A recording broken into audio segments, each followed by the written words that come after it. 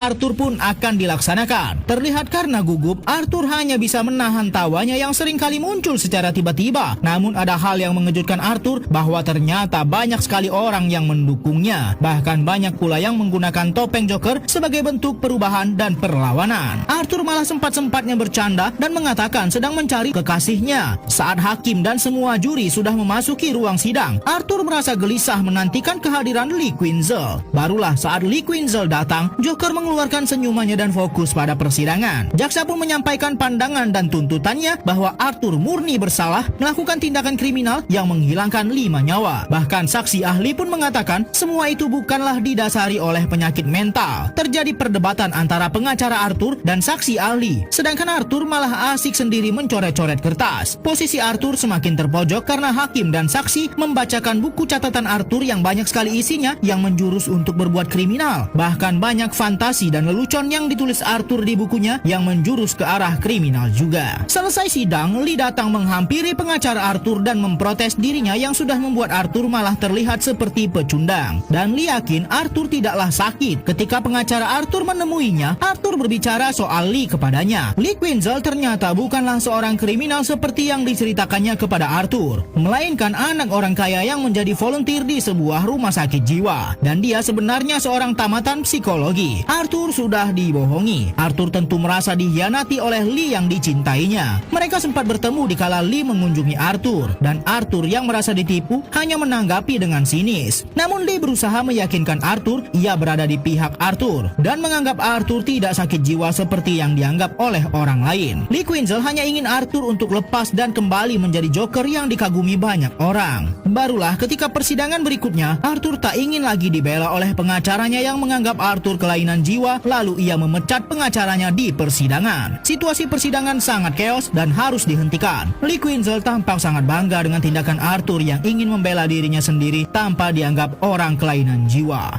Joker kembali menggunakan rias wajahnya yang khas dan tidak lagi dibela oleh pengacara. Hari ini yang diutus untuk menjadi saksi yang memberatkan Arthur adalah Gary, mantan rekan kerja Arthur saat masih menjadi badut penghibur. Terlihat Gary masih sangat trauma melihat Arthur. Setelah melakukan sumpah, barulah Gary memberikan kesaksian yang ternyata sangat memberatkan Joker. Gary mengatakan bahwa ia melihat dengan mata kepalanya sendiri Joker menghabisi rekan kerja mereka hanya karena sakit hati. Joker pun membela dirinya dengan caranya. Ia mendekat ke arah Gary dan menyatakan kemarahannya terhadap semua orang yang sudah memperlakukannya layaknya sampah, termasuk para petugas di penjara. Terlihat para pendukung Joker dan Lee Quinzel sangat kagum dengan tindakan berani Joker, tapi tidak dengan para petugas di penjara. Ucapan Joker di